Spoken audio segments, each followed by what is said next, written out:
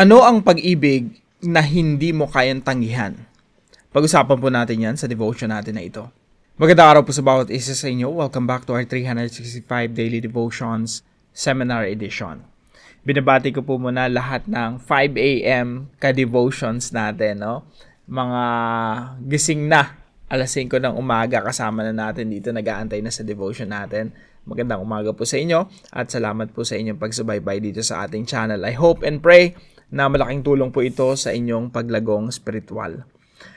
Na yung pag-uusapan po natin ngayon ay irresistible grace. Yung biyaya ng Diyos na hindi mo ma-resist, hindi mo maitaboy, hindi mo kayang tanggihan. No? Yung biyaya ng pag-ibig at pagliligtas ng Diyos na hindi mo sasabihin, Lord, ayoko niyan. No? May kilala ka bang tao na sobrang, kung ikaw ay lalaki, no? Sobrang ganda, sobrang, attractive, na pag nagsasalita, mapapawaw ka talaga, no? Na, crush mo. Meron akong kilalang ganyan, no? Nung way back, long time ago. Sobrang ganda, sobrang glamorous, tapos hindi pwedeng hindi mo kausapin. Ang tawag sa tao niya na yan ay irresistible. Meron ka bang kilala na sobrang pogi, sobrang matipuno, sobrang crush mo na hindi mo mapigilang hindi magpapansin? Ang tawag dyan sa tao na yan ay irresistible, no? Parang gusto mo siyang kausap, gusto mo siyang kasama all the time. Now, pag sinabi po nating irresistible grace, yan po yung biyaya ng Diyos na ipinakita niya sa atin na hindi natin kayang tanggihan. Mapapawaw tayo. Yung mai-inlove tayo ng sobra-sobra, Lord, gusto ko nito, no? Gusto kong maranasan yung iyong biyaya.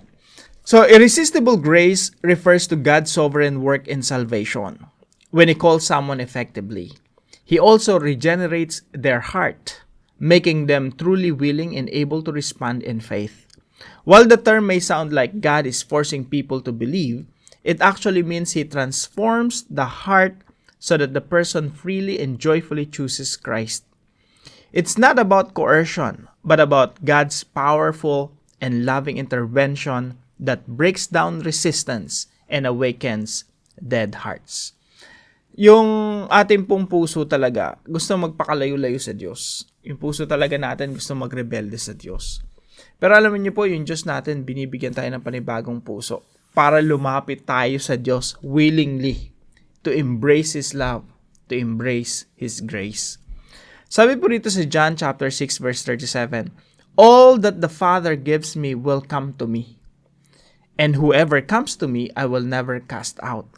Sabi ng ating Panginoong Jesucristo, ang lahat ng ibinibigay sa akin ng Ama ay lalapit sa akin, at ang lumalapit sa akin kailanman hindi ko itataboy. Sabi po rito, yung mga tao, ilalapit ng Diyos Ama kay Kristo. At yung mga inilapit ng Diyos Ama kay Kristo, sabi rito, ay lalapit sa akin. Now, para bang iniisip ng iba, that's coercion, that's force, sapilitan. Sapilitan tayong nilalapit kay Kristo ng Diyos Ama. Nasaan yung yung freedom? Now, mga kapatid, yung paglapit natin sa ating Panginoon Jesucristo, we do that willingly. Kasi binigyan tayo ng Diyos ng panibagong puso para lumapit sa Panginoong Jesucristo. Hindi po tayo sapilitan na pinipilit ng Diyos Ama na mahalin mo si Kristo. Hindi po ganun eh.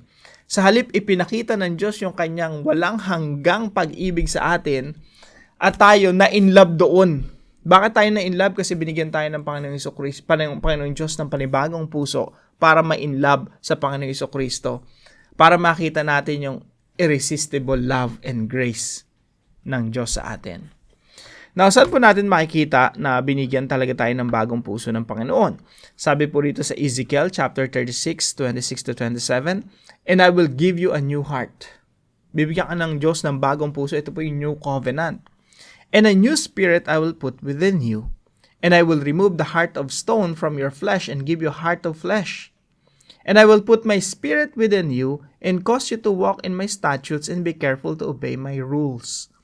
So, sabi rito, bibigyan ko kayo ng bagong puso at lalagyan ko kayo ng bagong spirito. Sa loob ninyo, aking aalisin ang batong puso sa inyong laman at aking bibigyan kayo ng pusong laman. Aking ilalagay ang aking espiritu sa loob ninyo at palalakarin ko kayo ng ayon sa aking tuntunin at magiging maingat kayo sa pagsunod sa aking mga batas. Kaya tayo mga kapatid ay willingly, lovingly, we obey the Lord Jesus Christ. We love the Lord Jesus Christ because we have a new heart. Binigyan tayo ng bagong puso. Kung yung dati nating puso, kahit anong pag-ibig ang ipakita sa atin, ayaw nating mahalin ng Panginoong Jesucristo. Ayaw nating isuko yung buhay natin sa Kanya. Kasi yung puso natin, yung original, no? Gusto talagang i-reject ang Diyos. Pero dahil binigyan tayo ng bagong puso, hindi na natin ma-resist. Hindi na natin maitaboy yung pag-ibig ng Diyos sa atin. So ito po yung una nating katuruan ngayong araw. God's grace in salvation is irresistible. Ito yung biyaya ng pagliligtas sa atin. Inoferan tayo ng Diyos, ililigtas kita sa pamamagitan ng Panginoong Jesucristo, sa pamamagitan ng kamatayan doon ng Panginoong Jesucristo doon sa krus ng Kalbaryo, magkakaroon ka ng kaligtasan. Inoffer yan sa atin.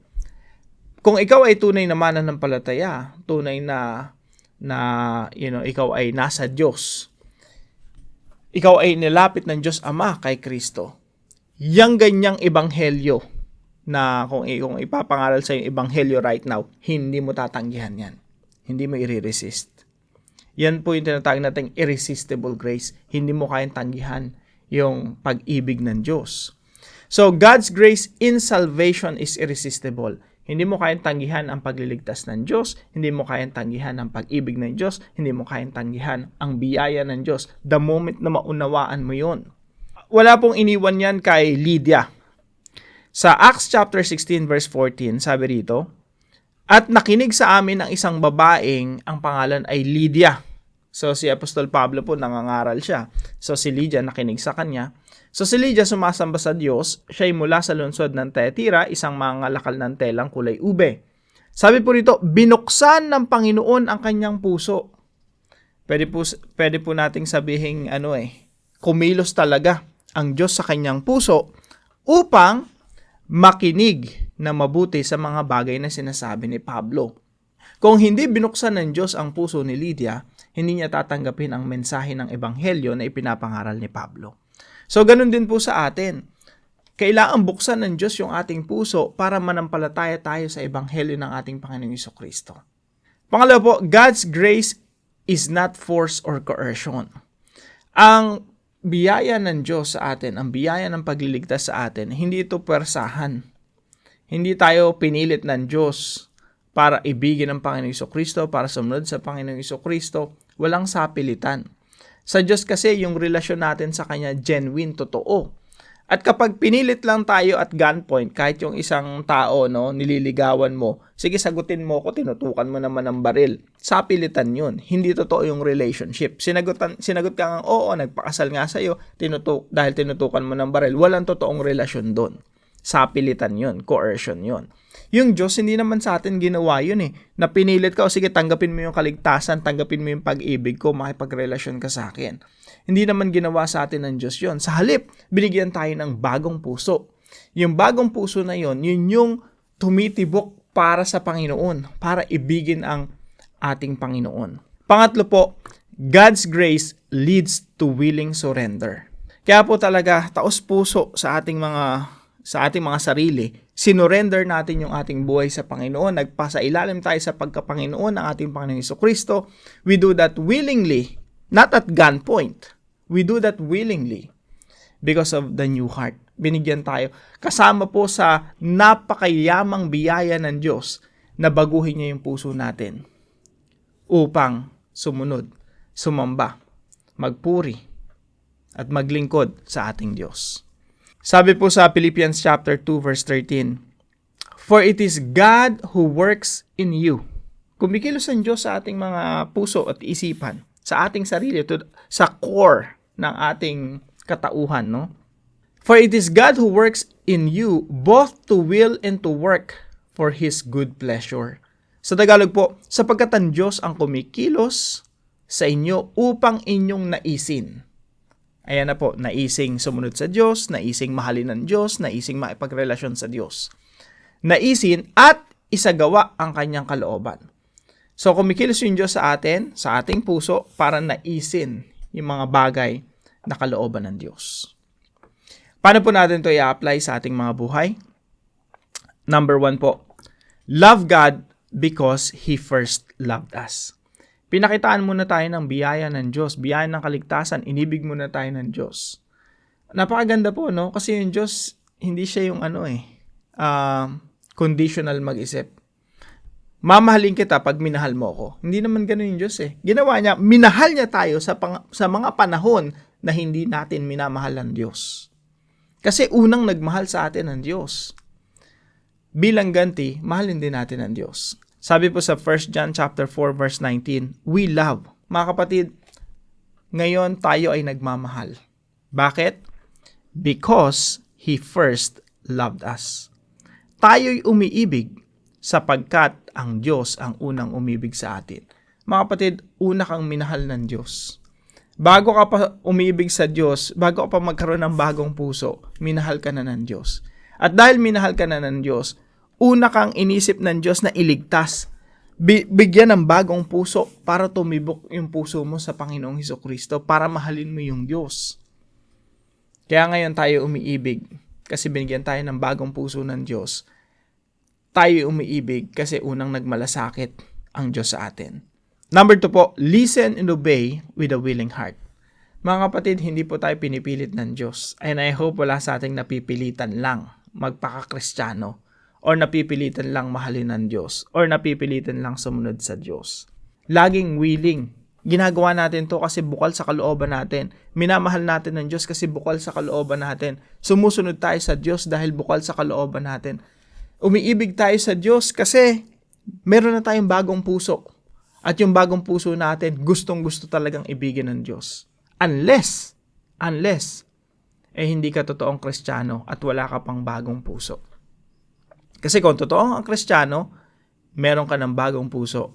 At yung bagong puso mo, ninanais na ibigin ng Diyos.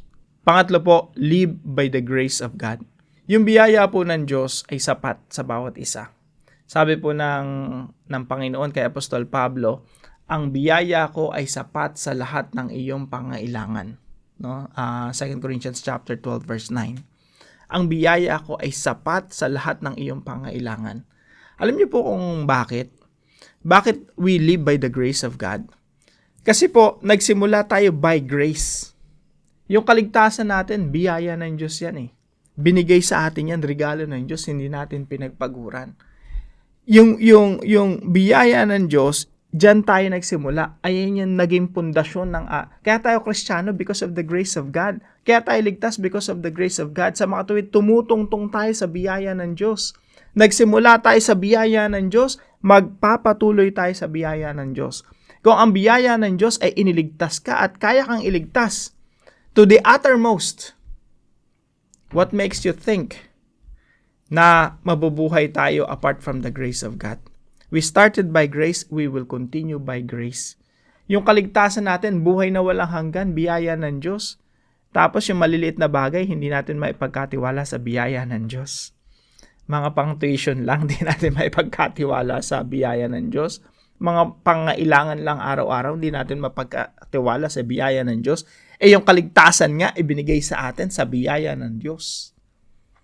Kaligtasan na pang walang hanggan. How much more yung maliliit lang na mga bagay. Kaya pakatandaan natin mga kapatid, we live by the grace of God. We started by grace, we continue to live by the grace of God. At yung biyaya ng Diyos mga kapatid, hindi kailanman magkukulang.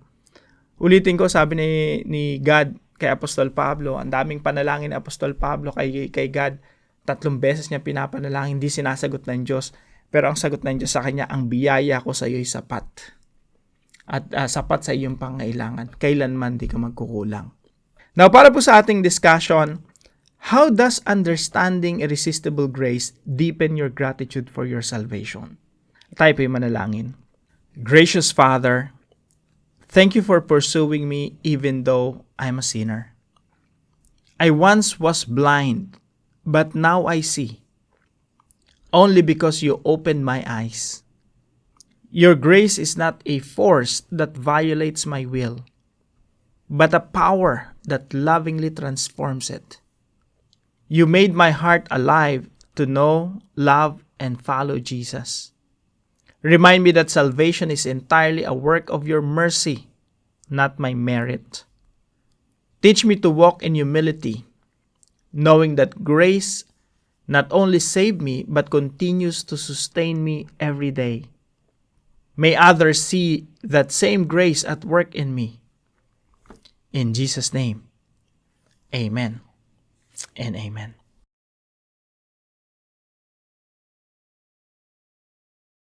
Maraming salamat po sa partner natin para sa devotion natin na ito, si Brother Dennis and LC. Maraming salamat po sa inyo. Patuloy po kayong pagpalain ng ating Panginoon.